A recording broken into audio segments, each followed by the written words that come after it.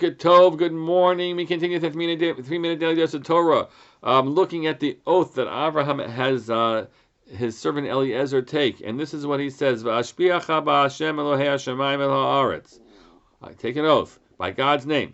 Asher lo tikach isha livni mibnot ha'kanani asher anochi yoshev b'kirbo. That you will not take a wife for my son from the Canaanite girls whom we live amongst. Ki el artzi ve'el malati te'elech. You will go to my land and my birthplace. V'lakachta isha livni liyitzchak. And you'll take a wife for my son Yitzchak. First, it's so interesting that Avraham is able to still look back at Haran. We talked a few weeks ago about Avram's actual birthplace. Is it Haran or is it an Or Kasdim? But we're going to work with Haran because that seems to be the simple reading. And even though God says, leave your birthplace and leave your land, Avraham can still refer to it as Artzi Moladati. Even though Eretz Yisrael is his Eretz, and that's only his Moledet, Israel is his land, his birthplace is there, he knows to say, yeah, I'm reflecting back on what on Artzi as God referred to it early on. So what's the oath? To go there. But so interestingly, it doesn't begin with go there and get me a wife. It begins with don't take a wife for my son from here. Why not? Why not? Because they are idolaters.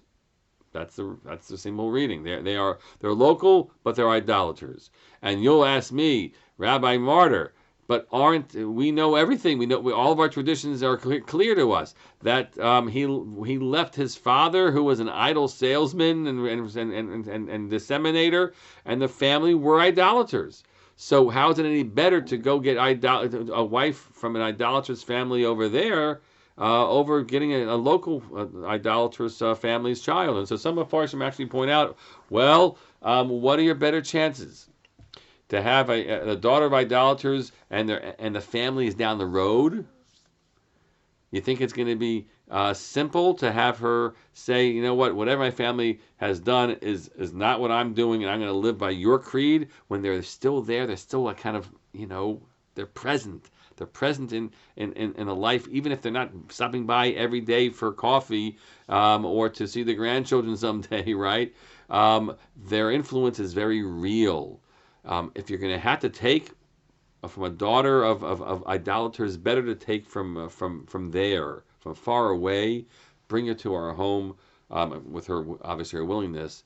She'll be able to lead our life and not influenced by those other forces. Think about for yourselves as we end this learning, how you honestly have put yourself in situations where you want to take a certain course different from others, and your success of doing so when everybody else is right there, versus if you can get yourself some distance and really try to live the life that is the one you want to live. Have a great day, everybody.